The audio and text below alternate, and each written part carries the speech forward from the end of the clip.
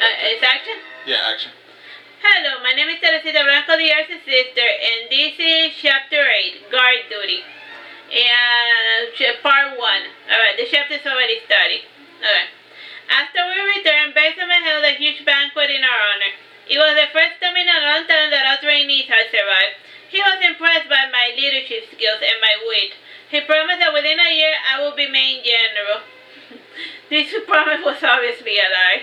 In the meantime, I would perform the not-so-lucrative job of guard duty. When my unit heard that we would be doing guard duty, we were all disappointed.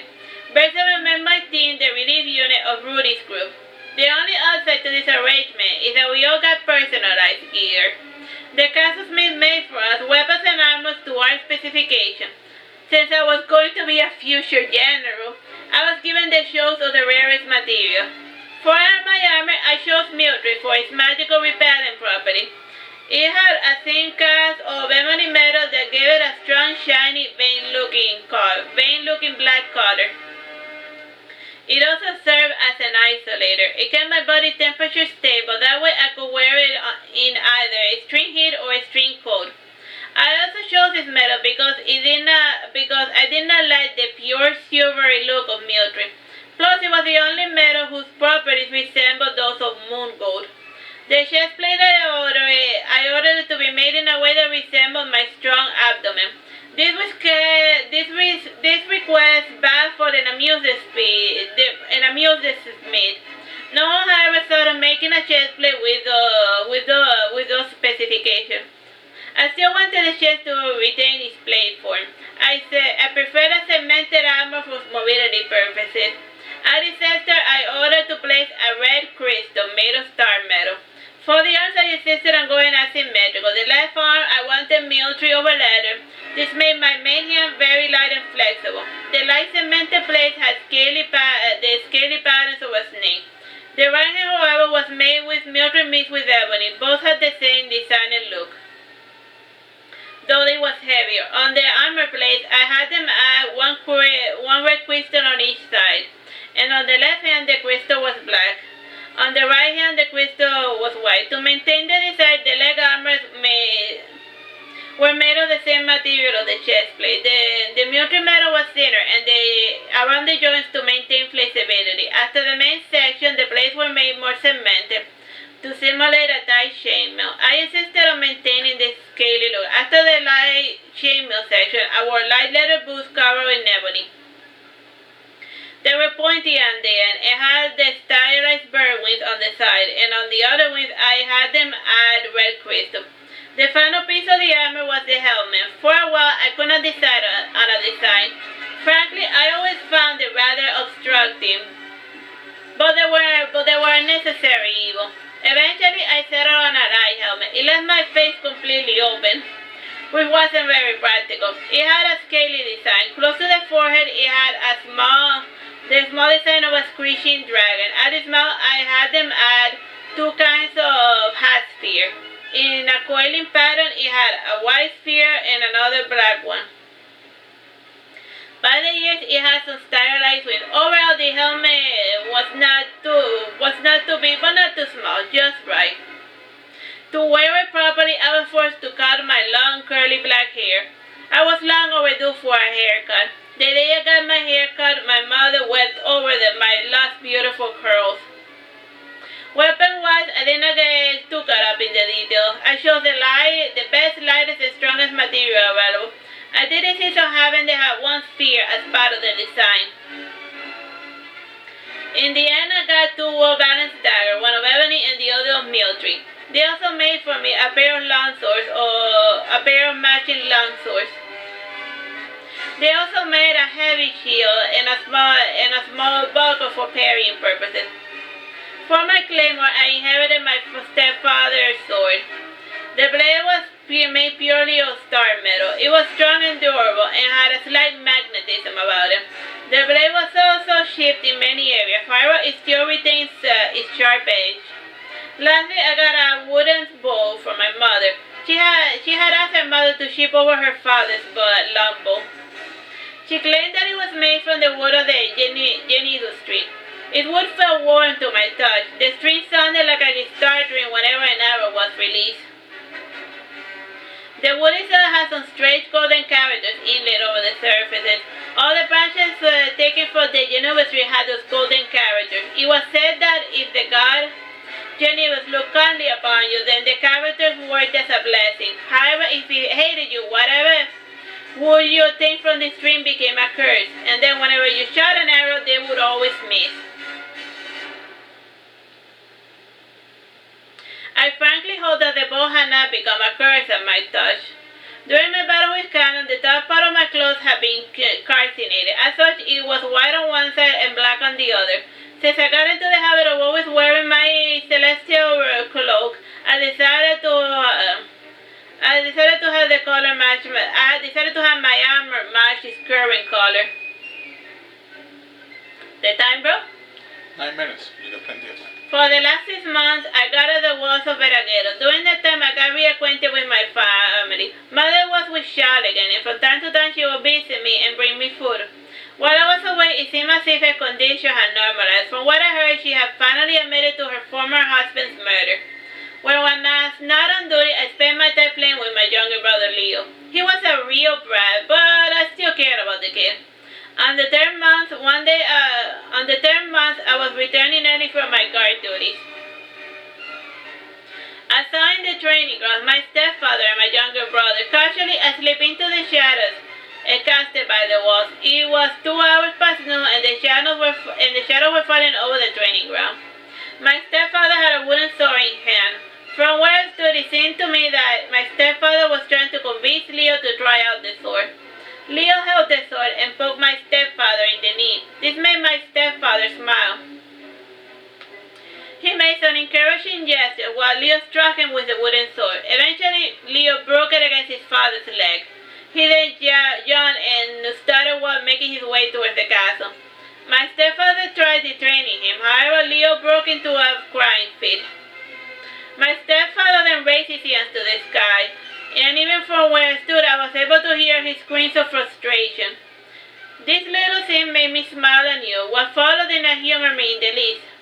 My stepfather took my little brother in both his large hands. He started shaking him a lot.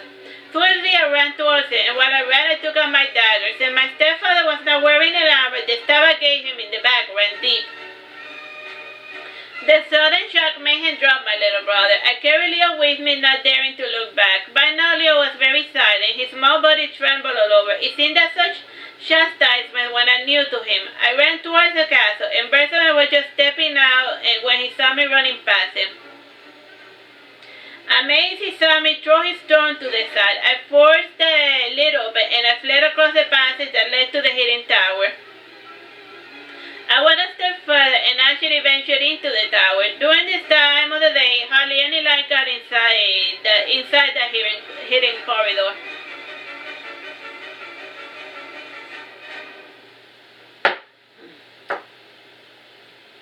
I stumbled many times inside the darkness. All the while, poor Leo clung to me with all his strength.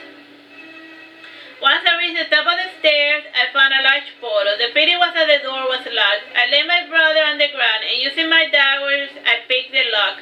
When I went inside, I noticed that there was no handle inside. It seemed that the door could only be opened from the outside. Realizing this, I was forced to leave the door open. Inside, the place looked like it had not been visited in a long time. The walls were paved with shelves of books. By the only large star window, there was a desk filled with ink, quills, and paper. Time, bro? 5 minutes. Looking at the wall of the top, they seemed like drafts and building plans. Parallel to the desk, there was a large table. Its sides were supported by 2 carotids. Since it was dark, I could not see much of the roof. Beside the chimney, there was a massive bed big enough for 2 bersaments.